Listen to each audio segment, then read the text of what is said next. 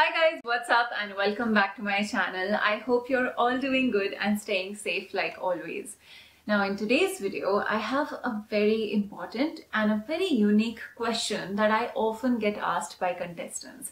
And because we all have been so invested, we're spending so much time and effort in preparing for pageants, something that sometimes contestants ask me is, do you think I'm ready for a pageant? And not just that, even sometimes while observing and judging pageants, you often come across this remark and feedback, right? That, this contestant was too young, she needs a little bit more experience. I think she should make a comeback. She's not ready for the crown yet, or she's not ready to represent the country yet. So the burning question here is that, how do you know that you are ready for a pageant? And so that's the question that we are going to be talking about and discussing in today's video. But before we move on, if you haven't subscribed to my channel already, please do hit the subscribe button and also the notification bell right next to it. It would mean the world to me because we've crossed 15,000 subscribers already, and let's hit the next milestone, which is 20K, because you guys have no idea the kind of plans I have for every milestone that we hit on this channel.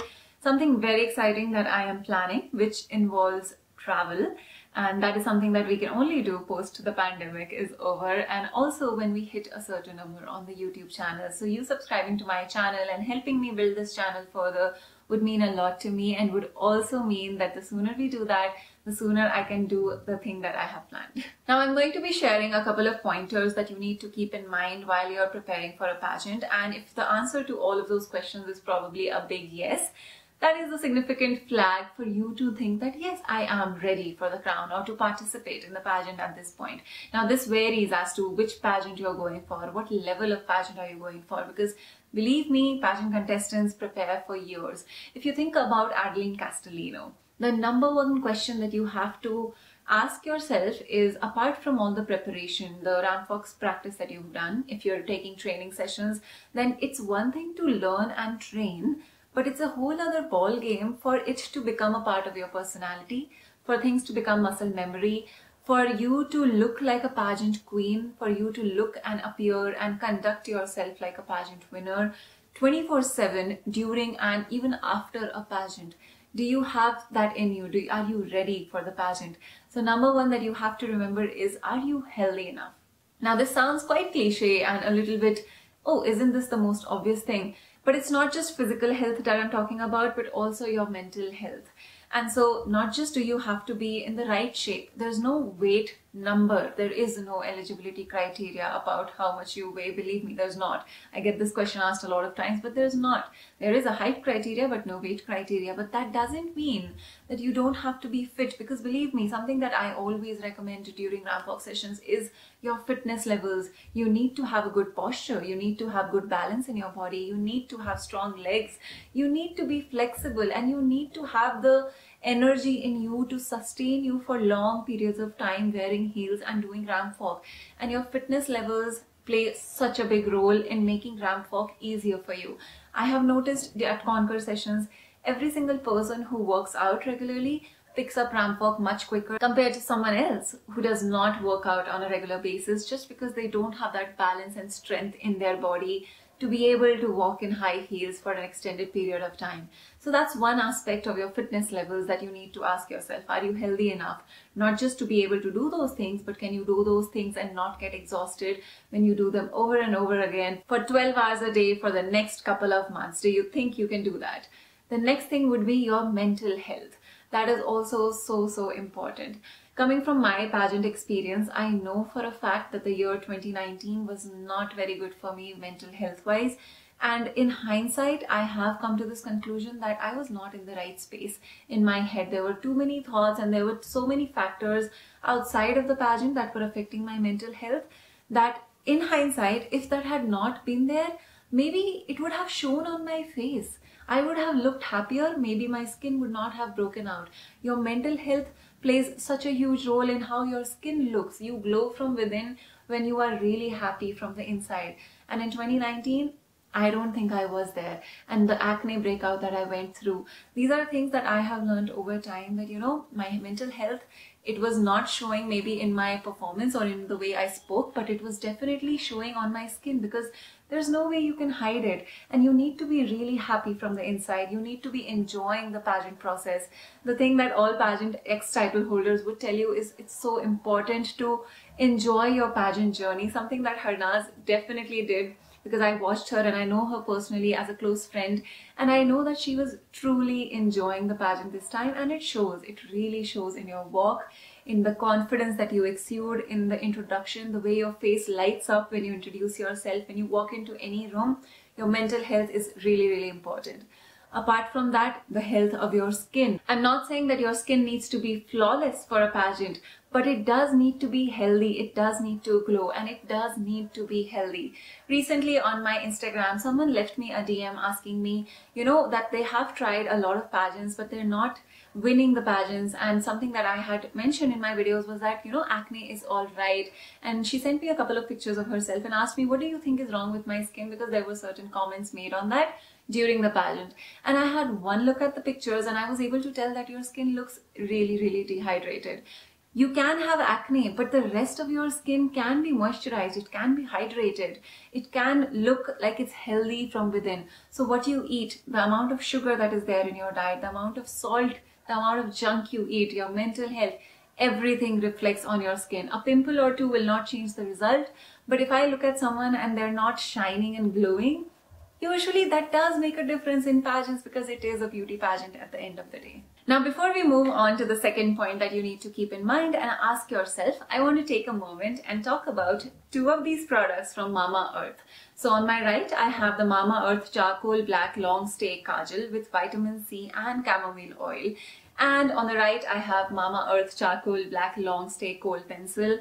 And I have been enjoying using these products. So first of all, it's amazing that Mama Earth has come out with cosmetic products as well. One of the best things that I like about the brand is that not just is it an Indian brand, but it's also a plastic positive brand, which means that Mama Earth actually recycles more plastic than it is using. And they also have a plant goodness initiative, which means that every time you make a purchase on the Mama Earth website, they link your order to a tree that they plant, and you can actually track the geolocation of that tree as well. So by purchasing products from Mama Earth, you are doing good for the environment as well, which I think is a wonderful initiative on the brand's part. Now, the packaging of these products was fairly simple, which I like, and they also gave us a very cute Mama Earth sharpener for the Kohl pencil, which I thought was really, really cute. And I have tried out their Kajal pencil here. You can see it's quite pigmented, and also the ingredients in these products. Now, while the Kajal pencil does have vitamin C and chamomile extract, if you are familiar with Sindhi households, there's this thing called a surma which we apply. Now that is something that, you know, is not very finely ground. And so the doctor who ended up doing a surgery on my eyes when I was less than a year old for me to get my eyesight back, told my mom that you should not be applying surma on a baby. And so I've always been super picky about what I apply on my eyes. And when I saw these products by Mama Earth, I thought this was super safe. And because of the products in it, it's also really, really soft. And apart from that, these products are smudge free. They don't go anywhere. Even the Kohl pencil, I have applied it, and it is a 11-hour stay product, which I think is super amazing. The Kohl pencil is super, super dark. In fact, out of these two products, I love the Kohl pencil a lot. I think the Kohl pencil looks really beautiful on the eyes, and especially with the Navratri and the Shera and the festive season coming up, it's the best product to invest in, because not just does it make your eyes look super beautiful, but also it has a soothing effect on the eyes considering the ingredients that have gone into the product. So all in all, I think these two products are great considering they're cruelty and vegan free, they're smudge proof, they're waterproof, they have an 11-hour lasting effect, and they are also toxin free. And so if you want to purchase either of these products, you can actually use my code Nikita T2021 on mamaearth.in.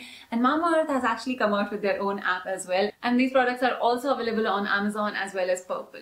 Coming back to the second part of the question that you should ask yourself whether or not you're ready for a pageant is, have you done your homework? I always have said this, that one of the first things you need to do while you're getting ready and preparing for a pageant is doing your research, which you should do. That is, you know, talk to ex-title holders, get to know about the organization, what type of winner are they really looking for. But when it comes to doing your homework, there are certain research points that you should keep in mind. That is, researching the sponsors for that video, because believe me, when you think about beauty pageants in a business aspect, you will have to be beneficial for the sponsors of the pageant as well. And so when it comes to a beauty pageant, not just do you have to know the pageant organization's history, their mission, their vision, their aspirations, and their previous title holders, but a contestant who also knows a lot about the sponsors of the pageant is much more prepared compared to a contestant who just wings it. And so you have to do your research, you have to find out what the sponsors are looking for, especially whenever you have a sponsor subtask.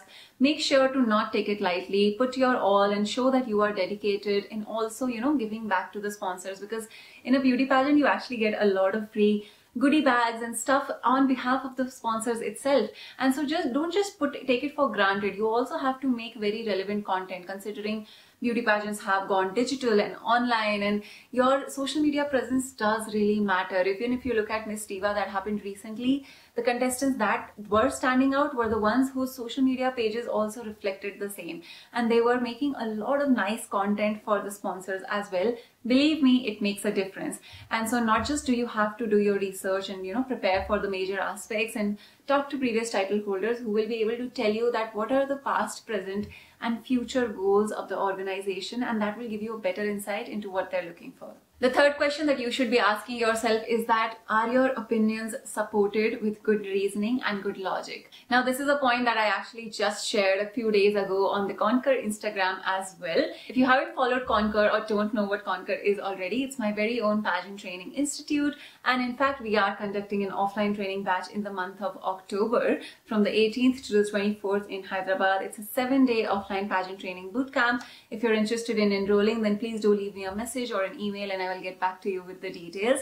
And so over on Conquer's Instagram, we do actually have a Tip Tuesday series going on, where every Tuesday I share 3 tips related to beauty pageants. And just last week, we actually spoke about mistakes that you should not be making during your pageant. So if you're interested in knowing more, then go over to Conquer's Instagram and you will find that post over there. Now, when it comes to your opinion backing up, you have to read so much. You have to read a lot, even on the day or the morning of your pageant interview. Make sure you go through social media. Make sure you know what is relevant, what are the main things and the highlights in the news right now happening at this moment, and then what are your thoughts on them. It's not just enough to know what is happening, but if someone to ask you, do you support this side of the story or do you support that side of the story, you need to know what you support or what you stand for, and you also need to have a very good reason for it. I always say this, that the best answer in a pageant interview is the one that is the most convincing, and you can only be convincing, you can only sound confident when you know the truth. And to know the truth, you need to be very well read, you need to do your research, you need to read the news, you need to read books, you need to read and consume as much content as possible related to any topic that you want to speak about. This might be anything relevant to what's happening in the society, in the world at this moment. It could also be a topic that you are speaking about. If you have a certain advocacy, you need to know everything about that advocacy, because believe me, being vague will not work in your favor ever when it comes to a pageant. Not just will all this homework and research help you in giving a better answer, but also in case a certain judge just decides to disagree with your opinion or wants to ask you more follow-up questions and presses on and on about why do you think so, why not this, why not that. That could happen in a pageant interview. Do not get too scared. Do not think that, oh, they don't like me or they disagree with me, so I might be wrong. In this particular situation, all you have to do is actually stick to your opinion. And the more logical reasoning you have for your opinion, the easier it is for you to handle such stressful interview situations. And do not just be flaky. Do not change your opinion just because someone disagreed with you, because that is a quality that they're looking for in a public figure. Can she hold her stand? Can she hold her ground? And when you show that confidence, your self-assurance and your belief in what you stand for is actually what is going to impress the judges overall. And the last point that I want to mention here is expectation management. Whenever you're going for a pageant and you feel that, okay, I am ready to win the crown, why I'm stressing on expectation management is because the harsh reality and the truth is that only one contestant can win a beauty pageant. Only one contestant will end up representing the country and winning the main crown. And so when you have to set your expectations, while you are confident, but a part of preparing and being ready for a pageant is also, are you ready for defeat? Are you ready for failure and rejection? And have you envisioned yourself losing? Have you pictured yourself not winning the crown? Because so many of us know how to manifest. So many of us are visualizing the crown on our heads, but how many of us have actually pictured what happens in case I don't win? Before you go into a pageant, learn to define success and victory in your own terms, and that may include not winning the crown. And so you have to go in with the mindset that even if I don't win the crown, how am I going to turn this into a personal win for myself? Because believe me, personal victories will help you grow so much more as a person compared to any public victory ever. Just this morning before I sat down for filming this video, something happened that on my Conquer Instagram, on one of the posts, someone left a comment which said that, oh, you did not even make it to top 6 of Miss India. And then someone left a follow-up comment that, oh yeah, she's just trying to grow and make something out of it, and something like that along those lines. Now that is something I've gotten so used to receiving such comments that it doesn't really bother me as much anymore. But then for the very first time in my life, just walking around my house, I realized that I turned that failure into a win for myself. And that is the type of feeling that I wish to impart to my students at Conquer as well. And so I think everyone should do that before participating in a pageant, because believe me, there is no guarantee that you will win. So you need to define your own wins, and that is when you are ready for a pageant. Because if you're not doing that expectation management, you are setting up yourself for heartbreak. And so those are all the things that I wanted to talk about in today's video, and all the questions that you should be asking yourself and just thinking about, because your preparation for a pageant is not just physical, it has a lot to do with your mental preparation as well. You have to be in the right temperament, you have to be in the right space of life and in mind, so that regardless of how the beauty pageant result goes, you do not feel disappointed in yourself, because you knew that you were ready. And it is just true that it is just a crown, it is just a title. And even if you don't win, what you get away, what you take away from the pageant is what is going to add to your personal victory. So I hope all of you enjoyed this video, found this informative and helpful and useful. And because the pageant season is coming up in the next few months, we might be having the Miss India auditions, and there are plenty of teen pageants also happening at the moment right now. So if you're participating in a pageant at this moment, or if you are planning on participating in the coming season, then I hope this video really helps you mentally prepare for your upcoming pageant. As always, I love you guys so much, and I will see you very soon in my next video. Until then, all the very best for all your pageants. Bye!